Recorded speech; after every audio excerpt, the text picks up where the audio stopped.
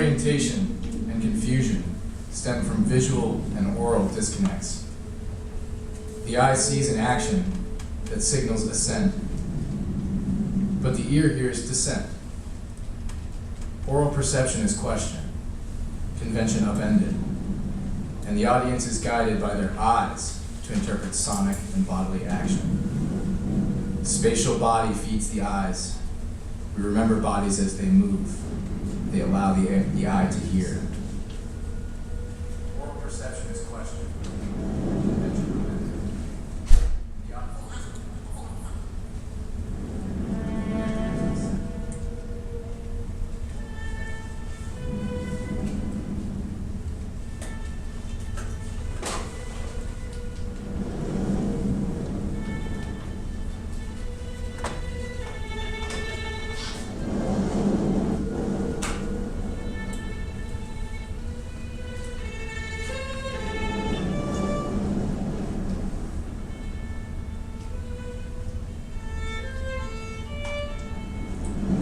Here, body traces are seen as an opening to spatial hearing, and this begins to let the eye listen. So it is for Feldman, and Webern, Boulez, and others. Each score is also a visual, a painting. The realization of each score is a visual work of art. Jackson Pollock's paintings are defiantly non-representational. They show us his brush strokes, his movements, and the space they carved. We see Pollock's body traces like we do in a musical performance.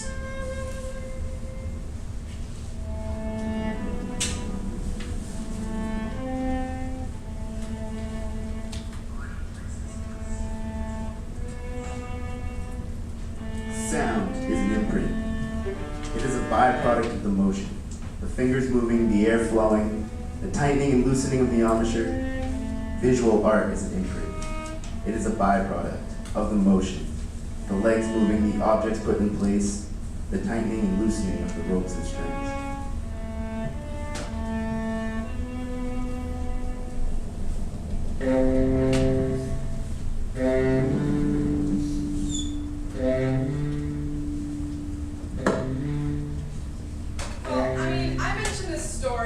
Because it relates to our work in music theory. For the past 50 years or so. 50 years?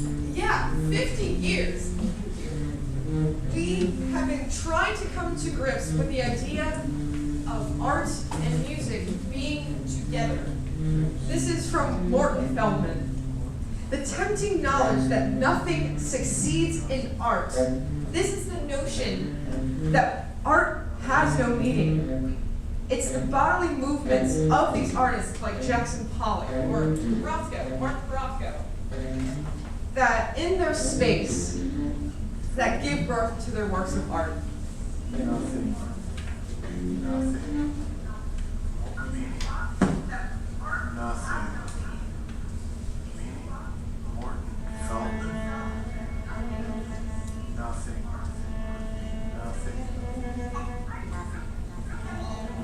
Morton Feldman.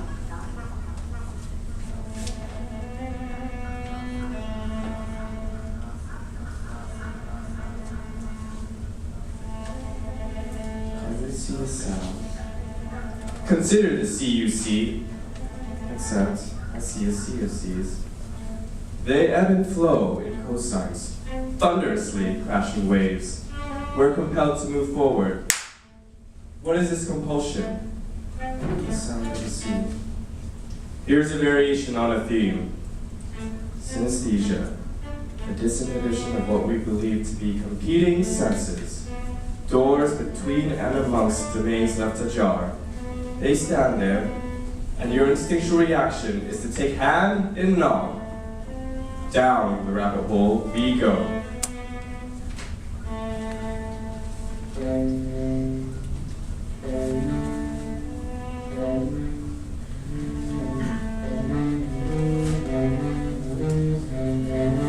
To be in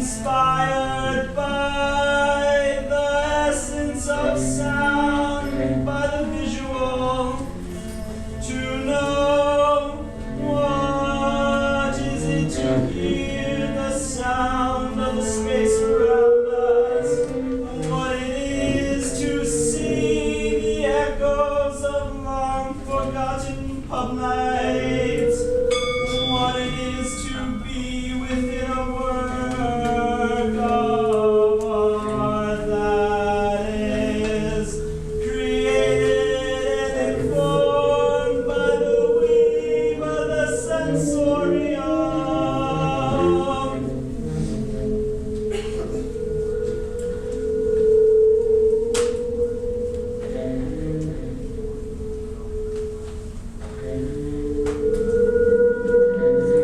This environment demands your attention. Neurons. Your eyes, ears, nose, and skin. Communication. Attention. Experience. Synesthesia. Allow these senses to communicate.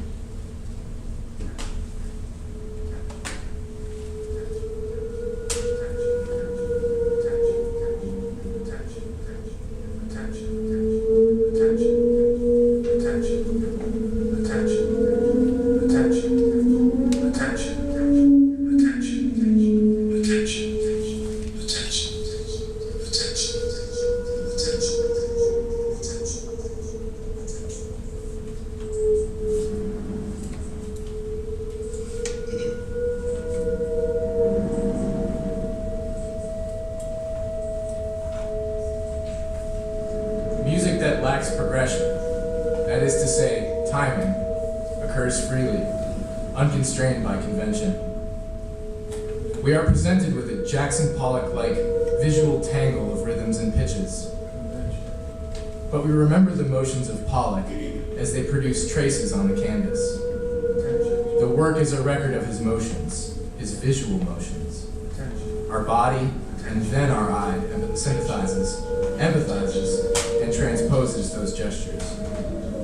The eye both hears and sees what the body has traced. The eye watches the body and hears what it says.